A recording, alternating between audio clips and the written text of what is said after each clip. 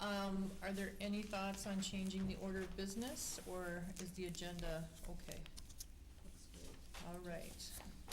That will move us to public appearances, which is with no one present, which brings us to our consent agenda. I move approval of the consent agenda as presented.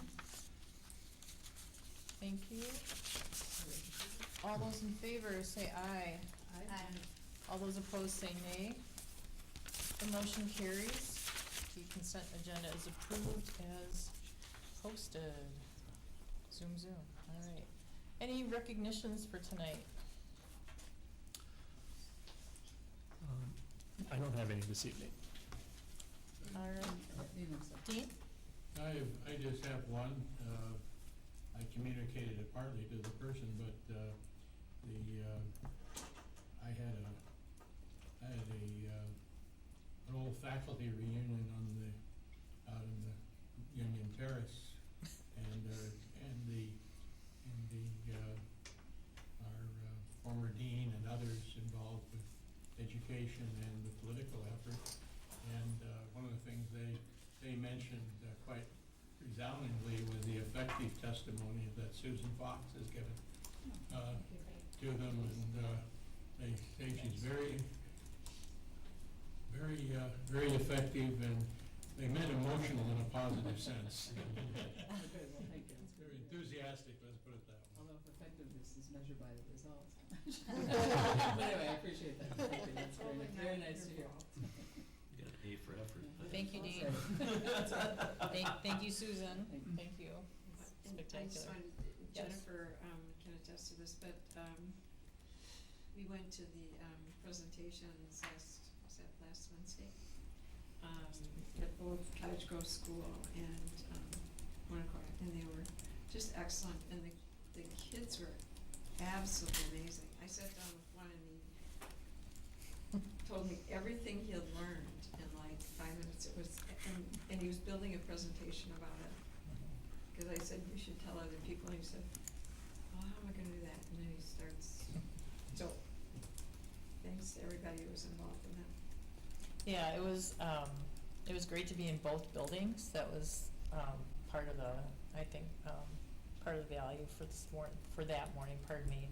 And I continue to read more and more research about project-based learning, which in many ways is not a new concept, but the aspect of equity and access and different learning capacities and modalities and all that, it's just a plus. So it was really cool to see it in action, and it was wonderful. It's always wonderful, right, to have kids talk about their work. So yeah, it was a good And morning. the things that we could add to that, when you talk about equity and learning, is again, being conscious about something that might be available in one community that's not necessarily available in another, and making that accessible to all kids. So the kids at Cottage Grove School were into the school nature preserve, which was awesome, in their booths and waders. And when we walked into the Winnequa environment, there was a little kid on the computer looking up how much kid waders cost, because he wanted some and wanted to be able to have that experience. And the kids were talking about putting something in it. Anyway, just again, when you have a positive experience, making sure that we're trying to make that available. It's just like the swimming, and actually it was interesting about one of those women said to me, Heather's kind of partner person said, I think she thought I was a parent, which is fine, because I am. She said, well, of course, those students, she meant the Winnequa kids, can't come to this location. And I said, well, yes, they can. And she said, no, they can't, that's a field trip. And I said, I don't think so. So anyway, you can see how misconceptions, even in the administrative environment that's enhancing the teacher's processes, sometimes cause a barrier. I took my 8th graders there, and we had waiters from the DNR, and we I did know, all that. I agree. Cocktails, did all that stuff. So Joni it can be Richter done. said they brought kids Yeah, from right. every school out there, including the high school, and they traipsed through there. Thank you. And the mosquitoes are terrible.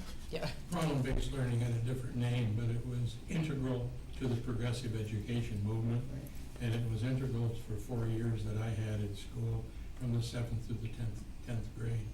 And it got lost in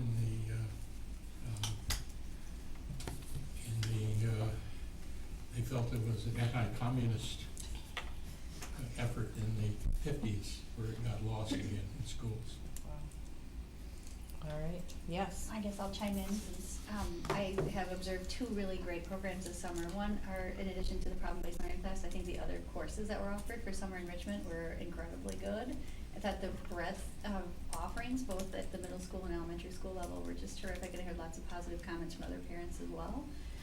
So I wanted to just, I think, recognize and thank all the staff that choose to do this in the summer, because their passion for it clearly comes through. I mean, there's a lot of joy there. Just stopping by the office at I got invited to go and see the guitar class that was new, and it wasn't a teacher that I had met before, and there they all are, they're strumming, and it was very adorable, and the kids were into it. So that was fun. The other thing I wanted to mention was the high school show choir the high school hosts a show choir camp for little kids, grades 4th to 8th. And I was able to observe that as well, and heard very many positive comments. I mean, we talked about this in other contexts, but the strength of our arts program at the high school level is because there's feeders to it at middle and elementary school and throughout our curriculum. This was a great example, in particular of Ms. Naherniak, reaching into the younger grades and really nurturing some love of music, and it was very fun to go to the end of the show choir camp performance, and well attended. I mean, that's the kind of thing they've got to hustle in and get there early to get, because the auditorium's full of people who really support the program. So as I was reflecting on what's been going on the last couple weeks, you know, it's not like it's quiet in the summer. There's still a lot of stuff going on in the district. Thank you. So, Yeah. Any, we'll move on, correspondence or announcements? Anything coming up? Yes. Well, I do wanna mention that I think at some point, if, I really seriously appreciate, the coverage of the board meetings that we get. The kids that help put that on cable, and when Kevin covers that. I was mildly concerned, about the, interpretation of the conversation that, as it was reported out in the Herald. And on that basis, I think all board members received parent comment, which I thought was very insightful in relation to effectively kind of the misunderstanding of the context of the conversation with the board. So I just, because that is correspondence that we received, I think it continues to be important for them to understand that what we were talking about was a policy related to the hearing examiner rather than the general theme of expulsions. And, you know, the board can either deal with that in whatever way they want, but that was correspondence that we received, and I thought that the correspondence was well stated and provided very clear evidence of why we have to make those decisions. Tough decisions, really hard on everybody. Thank you. All right, and that brings us to our administrative reports, starting with our superintendent report. I have nothing to report this evening. That'll take us to our Director of Business Services. All right, we just want to give an update on the July 1st state equalization aid estimate. Obviously, we still don't have a state budget, so these numbers are based off of the old budget and numbers that are reported on an annual basis throughout the year from school districts across the state. We're not required to continue to update our budget and report to DPI, but the way that state equalization aid is calculated is based off of shared cost. So based on the best information that DPI has, we're projected to receive about 6.83% increase, or that's $826,000 increase in our state equalization aid over last year. At our board meeting on June 28th, the preliminary budget that you did approve, we used the exact same aid estimate that we received the year before. Just want to make it clear that state equalization aid does not give us more flexibility in our budget. What it does is it shifts the amount that's picked up by the state versus local taxpayers. So Right now, based on that, the mill rate that I had originally talked about at being the, is looking at about 12.4%. But that doesn't mean it's gonna be final, because this is just an estimate at this point. So your estimate is still the same? So we actually got an increase in the estimates from what we had originally used on June 28th, an increase of 6.83%. But we won't know that final number until October 15th. But just wanted to share that information with everybody. Yeah, but I guess the bottom line, I think, I mean, as Jerry said, we have to be careful not to read too much into it. If this were to in fact occur, that means $800,000 of property tax relief, so that's certainly a very positive thing, but I want to be cautious about expecting that. Right. Okay. All right. Thank you. That takes us to our board reports and Board Member Robbins. Yeah, Karen. let's see what we did. So, the Community Engagement, Communications and Government Relations Committee meeting, which as of yet does not have a catchy acronym, met last night. And I am so pleased with the commitment of Susan and Dan and digging into what is this committee gonna do this year. We have selected 10 citizen members who have accepted their appointments to the committee. And our time was spent last night in our planning of onboarding and orienting people who haven't yet been involved in this work, and anticipating how to set them up for success and jumping right in then in August. And we also last night talked a little bit about the current legislation that's being proposed and Susan's participation in that, as well as the article that Susan Manning just mentioned a minute ago about how we are appearing in the media.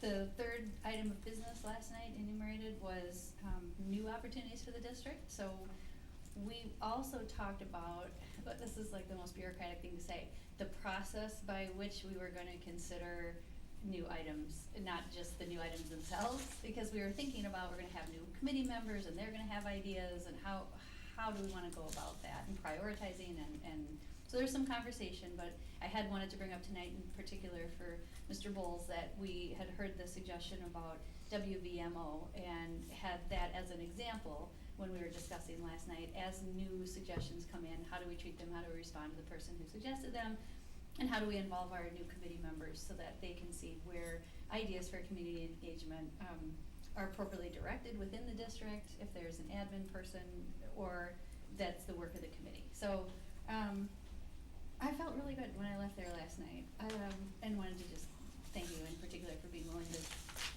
embark on this little journey this year. And I think our August meeting when the new people come is gonna be productive and fun, which I think are the goals always, so let's go for it. All right, thank you. And that takes us to our possible action items, which is a robust list That's right. of policy, which we saw last time, but now, of course, it has moved to the action portion of our agenda. And Yeah. there is an explanation here, and I don't know if that made sense to anybody who wasn't on the policy committee, but we had a question about these policies and the wording. It just struck us as odd wording, providing minimal value, and it turns out that's the legal phrase that's in the Affordable Care Act, and it's Okay. required that you do that. Okay. So the suggestion was to leave it in policy, so we left that wording in there, and I don't know if anybody else noticed that. The other question, the only thing we had some discussion about at the last meeting that I did wanna come back to was 8330, student records. And I actually just spent a couple hours today researching this, cause that's the first chance I had to really do it. The question was, under the heading of directory information, there's an itemized list of what's included as directory information, and that's actually defined by statute, but then locally districts can choose what they consider directory information from that list that's in the statute, and that's what this is through K. The sentence after that says directory information shall not be provided to any organization for profit-making purposes was the one we discussed last time. And in researching that, I think the committee needs to take another look at that and look at some language. I looked at language that a couple districts have. I did put in a call to Dan Allen, who's the policy advisor at WSB today, and he wasn't available because he had a conference today. So I would really like, what I'd like to do is go ahead and approve that policy tonight along with these other ones, with the caveat that the committee will take it up at our next meeting to look at that wording again. It just, I think we need a little more input from staff too on what we actually do by way of advertising, because there's some different ways you could word it, but I don't wanna step on toes of any, anything we already do. So I wanna be careful about how it's worded. But otherwise, there were some legal things in here that we do need to approve, and the other changes in here I would like to get approved, so I'm hoping we can approve that as part of this whole list tonight, as it is, knowing that we're gonna come back and revisit it. We have, the policy committee has another one, the one policy we did approve at the last meeting was the school nutrition services, and there's yet another little minor update. I looked at it, it's not a big deal thing, but we should probably talk about that too, so. So we will have another policy meeting coming up to handle those two items. Otherwise, unless anybody has any questions on these, I hadn't planned to go through them all, since we looked at them once before. I would like to move approval of the policies as presented. I don't know to what extent I need to list them all. Is it acceptable to Is that just okay? say Yeah, they're all listed. as Mhm. presented in the board doc? Okay, I'd like to move approval of these policies as presented. Second. Thank you. Discussion.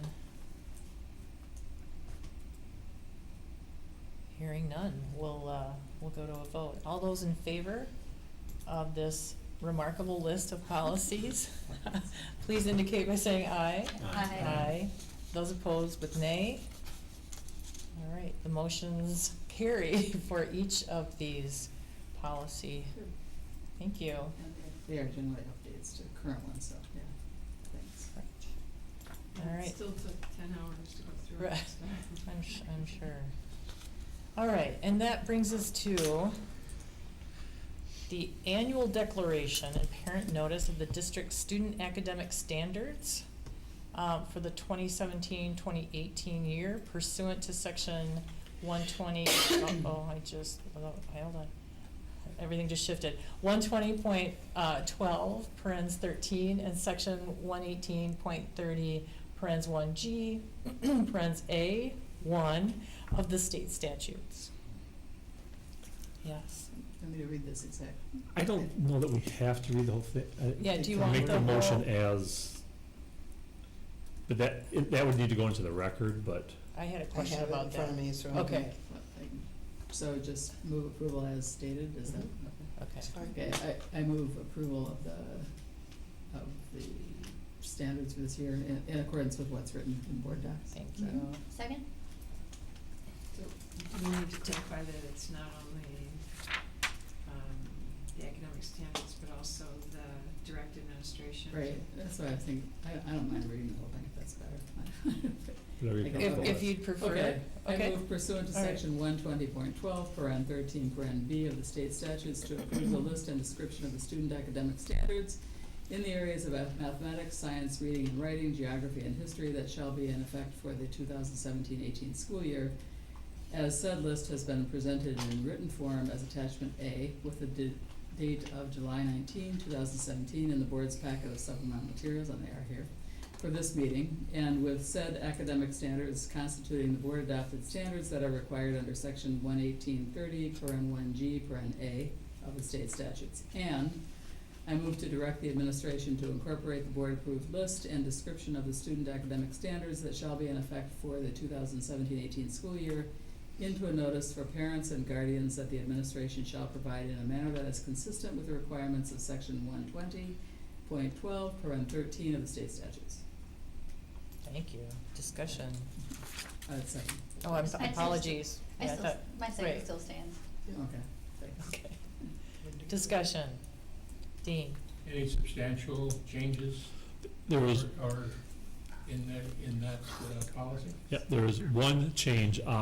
The science standards have not been updated. Our science curriculum committee, K-12 committee has reviewed, and we are recommending adoption of the next generation science standards. Those have been around, now for a few years, but now that we've had an opportunity to review, we are recommending that formal adoption as our And that's standards. included in this list. It right? is, yes. NGSS. What's substantive about those standards that make a difference? That I'm gonna defer to our Director of Instruction to answer. Sure. So the next generation science standards include more focus on earth and space science that previously had played a more minor role. Also, more engineering and technology is in the NGSS standards versus what the Wisconsin Model Academic Standards had. So those two things are fairly new in this. But it should also be noted that the Department of Public Instruction in February did their own science standards work. And currently, those science standards for the state are open for public comment. And those standards being proposed by the state also are tied to NGSS. So we're moving in parallel directions. Are our schools and faculty prepared for this during the next year? It's always a work in progress, but yes. The answer is no as of this date, but we'll be there, right? No, I mean, I think the answer is, with any set of standards, you're hitting, certain targets, maybe more so than others, and you're honing your skills all the time. So, engineering standards that will continue to be reinforced. We have some teachers who have been doing that in their curriculum, but it will continue to be something that they work on. And earth and space as well, how those are infused in some of our required classes, that's continued and ongoing work, so. Is there professional development goes along with that this year? Sure, yeah, I mean, our science committee worked on that, there's new support materials for that. There are resources through the state that assist with that, and our curriculum planning times that our teachers get together and talk about their lessons tied to the standards. Those are all opportunities for continued growth in that area.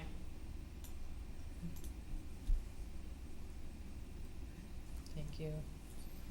All right. Anyone? Okay.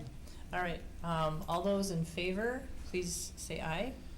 Aye. All those opposed with nay. The motion carries. Thank you. That brings us to the use of an expulsion hearing officer. Let me just get my stuff open here. I'd like to move approval of the resolution to authorize the appointment of an expulsion hearing officer for the 2017-18 academic year as presented. Thank you. Dean. Dean's our second? All right, thank you. Discussion.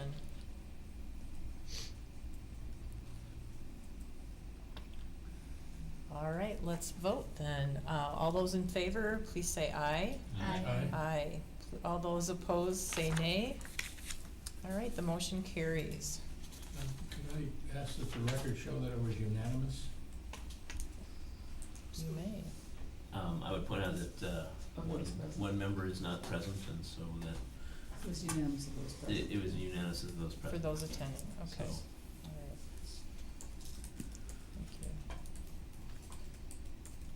you. All right, and that brings us, I'm sorry? Was there more? No one wants to call a roll call vote. It's too late for that, right? Okay. No, no, We're good. in? We're good. Okay. All right, thank you.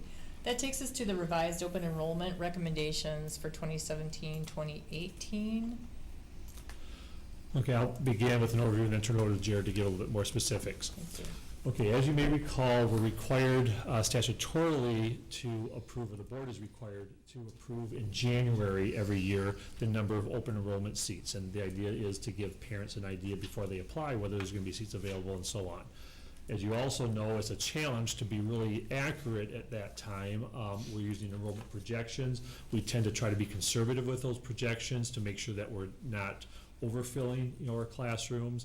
And so now that we have the seats that were approved, all the parents who applied have been contacted, waiting lists and so on. Now that we're, well into the summer, we have revised projections. And based upon that, we're obligated to, in our recommendations, to use the best information to, based on the board's policy on class sizes and goals and so on. So with that, we have some recommended revisions based upon our updated enrollment projections. And so with that, I'll turn it over to Jared to, go through those recommendations.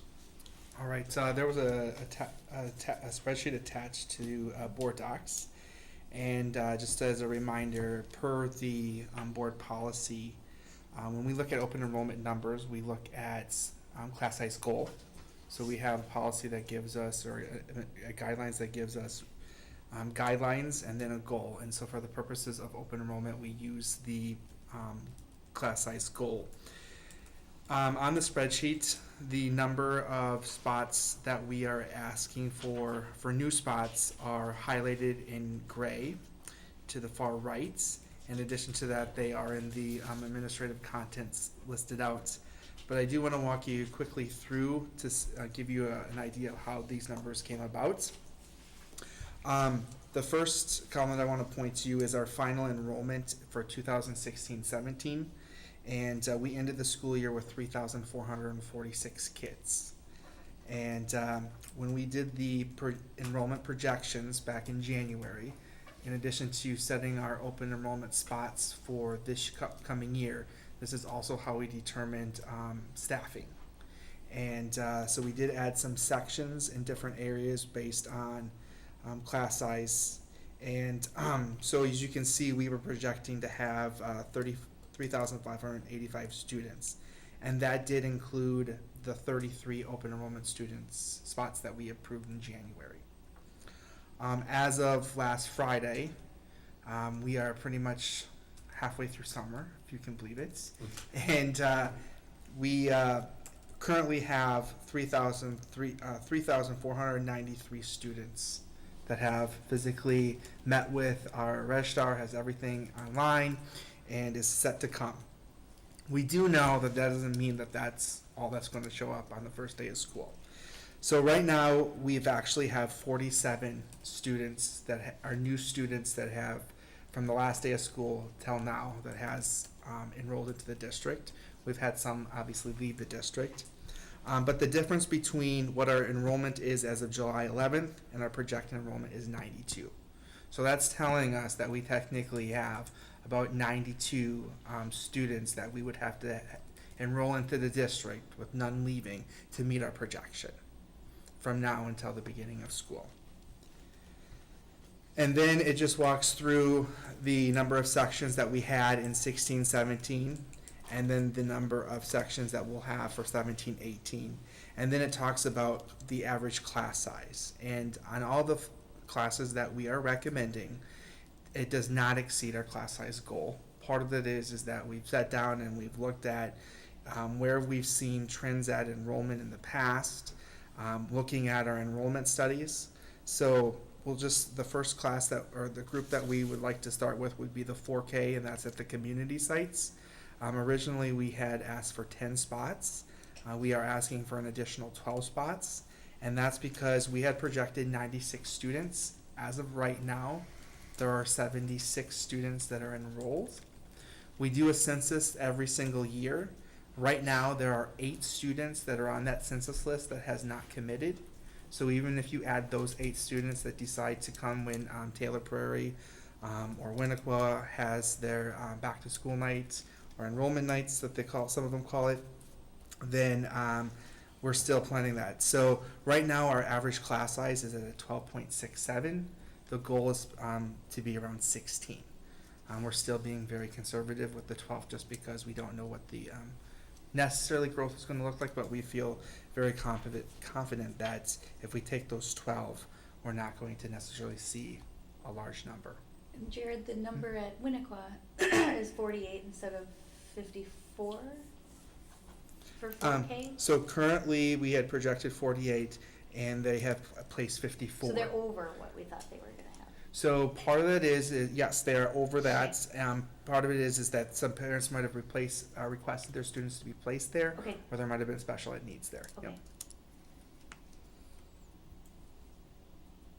Then the next class that we're looking at is 3rd grade at Winnequa, or I'm sorry, kindergarten at Taylor Prairie. That is an area where kindergarten is also a grade that is sometimes difficult to project. But when we look at Taylor Prairie, we had projected 160 students. We currently have 139 enrolled. And actually, in corresponding with Principal Hazley, she had initially reached out to us and stated that there were some families that were moving and that she felt that our enrollment numbers, we were not going to meet that, and so we could take her recommendation number of 8. And so based on that and where our average class size is right now of 17.38, the goal is 20, but also looking at what kindergarten would possibly look like at Winnequa, trying to also keep those similar, because that was a conversation that we've had in the past as well. So bringing in 8 additional kindergartners at Taylor Prairie. Then moving on to. What you just said is it would push Taylor Prairie higher than what it is at Winnequa. Winnequa's at 18.8. And you wanna get Taylor Prairie up to 20? Nope, so if we take 8, there's 8 sections that would put 1 kid in each class, so you're really looking at about 18.38. Okay. Both of them, the class size goal is 20, so that's where if we Yeah. were to say we were at 20, we would not be bringing any recommendation Right. for open enrollment. Okay. And then we go to Winnequa, 3rd grade. We are recommending 4 additional spots there. And this has also been in conversation with Principal Fassel. In 4th grade, same concept. We are looking at 4 new open enrollment spots, and then in 5th grade, 2. And that's all based on, obviously, enrollment as of now. Students that we do have on our radar that haven't necessarily came in, but we're aware that they live in the district, and talking with the office at Winnequa.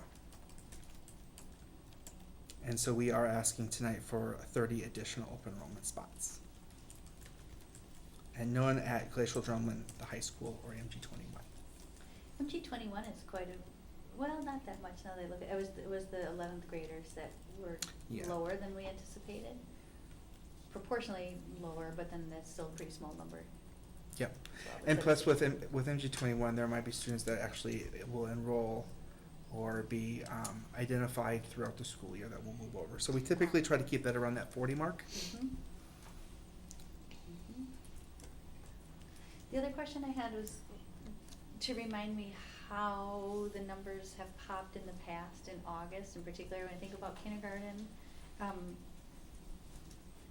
You may have told us this before, Jared, and I'm sorry, but I'm wondering again what we typically see for new arrivals, like unanticipated surprise, what that number kind of. So typically at the kindergarten, the unanticipated or the surprises have ranged from like 5 to 10. Yeah, There's not a large, I mean, but still 5 or 10 still. And that's spread between the schools, Okay. you know. So one year we might be in Monona experiencing it, and the next year it's in Yeah. Cottage Grove. Okay. Good, thank you. Mhm.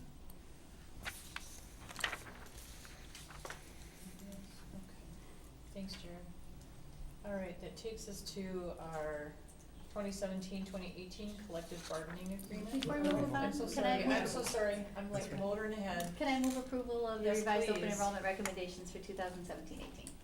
Thank you. I think I Yes. need a second. Do we have a Second. second? Apologies, thank you, everybody. Discussion, No. Thank you for the thoughtful prep, Rob. yeah. Thank you. Walking it through, that was good. Mhm. All those in favor, please say aye. Aye. All those opposed, say nay. The motion carries. And thank you for your redirect.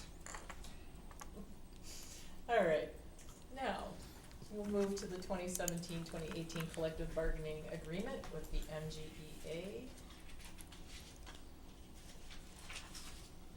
Yes, Susan. I'll move approval of the 2017-18 collective bargaining agreement with the Monona Grove Education Association teachers as presented. Second? Thank you. Discussion.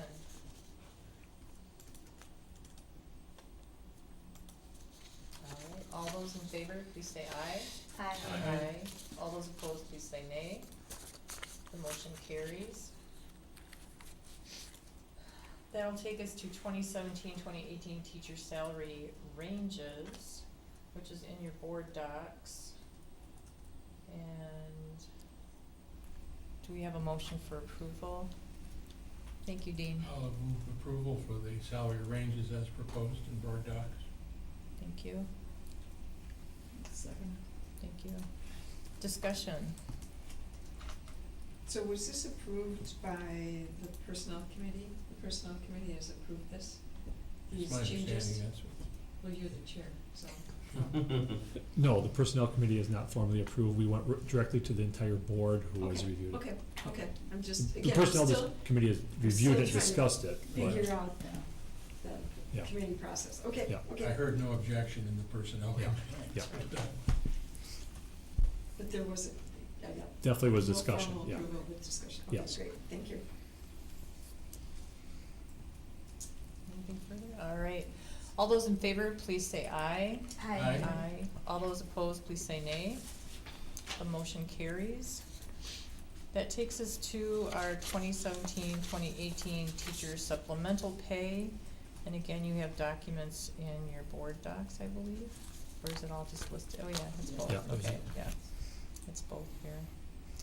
And then, I'd like to move approval of the teacher supplemental pay for 2017-18 as presented. Second. thank you, discussion. I would just say there is, if people, the document that we had for personnel, Yeah. that's not the one that's attached. Anyway, that was a really good document, and it just kind of showed the things were kind of the This- same, this- and where the differences were, so if people wanted to know that, we have that. Mhm. Yeah, that was more of a budget costing document, Right. yes. Mhm.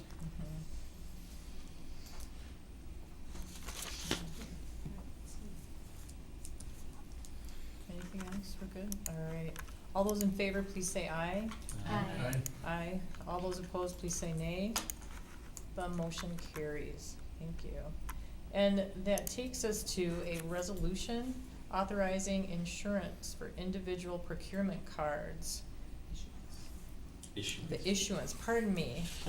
I move approval of it. No N in there. There's no N. It's issuance, You get it thank up you. front. Just in You're- case, you're gonna they have- go crazy using the cards. I move approval of the resolution No. authorizing. It's a card, right? Issuance, yeah. Issuance. I move approval of the resolution authorizing issuance of individual procurement cards as presented. Second. Thank you. Discussion.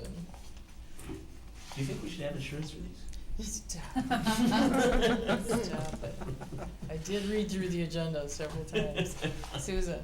So what exactly are these cards? Is this like Yep.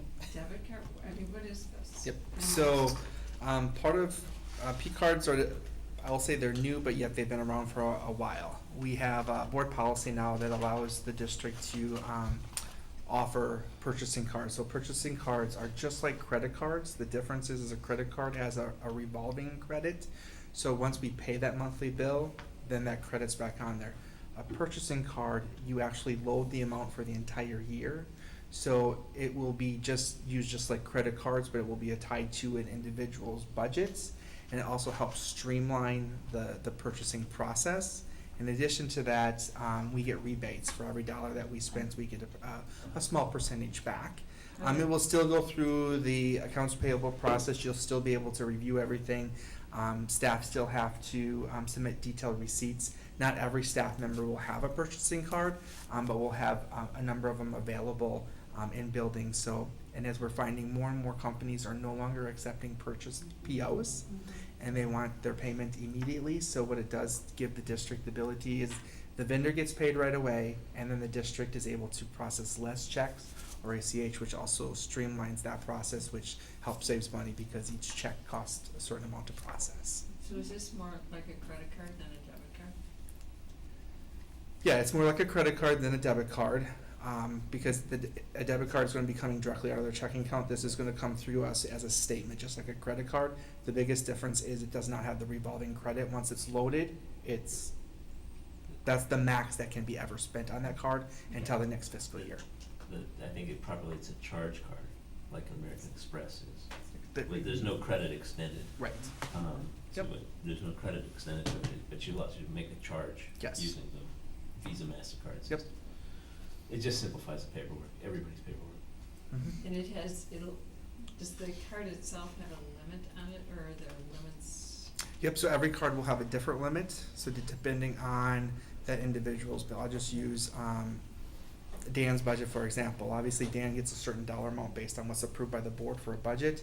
We will put only that amount on there first, and then he can use that, and that would come through the payrolls, or the accounts payable system.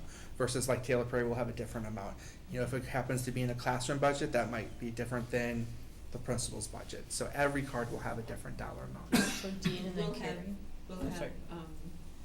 there'll be clear records in relation to who has that and what goes in. Yes, there's actually will be there's a complete manual that the individual getting the card has to sign off on, annual or monthly internal checks, audits that will occur. So, yeah. Dean and then Carrie. On the benefits that we get, how much do we save? I see there's indirect benefits that you don't have to handle a lot of paper in there, but to what extent is that 1% save? It's 1% of what we might save, Well, or kickback. a lot of, because it depends on where, and obviously we'll start small, but there's over 100 school districts in Wisconsin that are using them, and then some of the school districts I've talked to have set up where they're actually paying their utilities. So the more that you use it, the more benefit that you get back. And so we'll introduce it slowly and then start moving forward. But what it will really help do is, instead of processing possibly 383, checks in 1 week, we'll be able to process 1 or 2 because it will be going to the purchasing card, and it will be coming through electronically and uploading into our Skyward system. Now, prior to going to this, what did you do with the cash balances that you already had? Are we losing interest on what those cash balances would have been? No, because actually we'll still pay it just like we would normally have, and actually it gives us sometimes a little longer time to pay it, because how it will work is it will give us a 30-day versus sometimes if someone submits an invoice, we would pay it within that next week. Now we will get a statement which will be 30 days after the statement is given to us, so it won't have any effect on the amount of money that's sitting in the bank. Okay. Yes. Um, Well, it was Carrie and then Peter. I mean, whatever. Okay. The only comment I was gonna make is thanks for doing this. We've been using P cards at the UW for a long time. The last department I worked in, I had to be the person who had others allowed to use my card, and I had to review their transactions, and, so how many people do you think in the district will have an individual card, and just what's this magnitude of it? Yep. within- So what we'll start out with is every school, the principal, and there also will be one for the office. Great. And then we'll just slowly work out to department chairs, and so it will be a couple year transition before everybody just gets their own card. Right? But we want to make sure that we have the correct internal controls in. That's it, cause there is Yep. some structure of making sure you have agreement on who's using the card, Yes. what they're providing, and it was every 2 weeks we had to review and sign off Yep. on the charges, and I didn't know if that's So gonna be it'll be very but- similar to every 2 weeks. So Yeesh. yeah, and some will just choose to use the PO system, and we won't go away from that. But it's super fast and convenient to be able to use a P card, so. Assuming they're like everybody else's P cards, the other advantage is you have some purchase protection because you have dispute resolution. Yes. And, if something is not, you receive something that's not what you ordered for whatever reasons, then you can, if you can't get satisfaction from the vendor, you can go to the card issuer. Correct. And their standard consumer dispute resolution, and you have some protection there. Yep. And there are a number of P card companies and vendors out there. This is actually through the Wisconsin School Board, our school business officials, along with our national organization. So it's been vetted and it's been used across.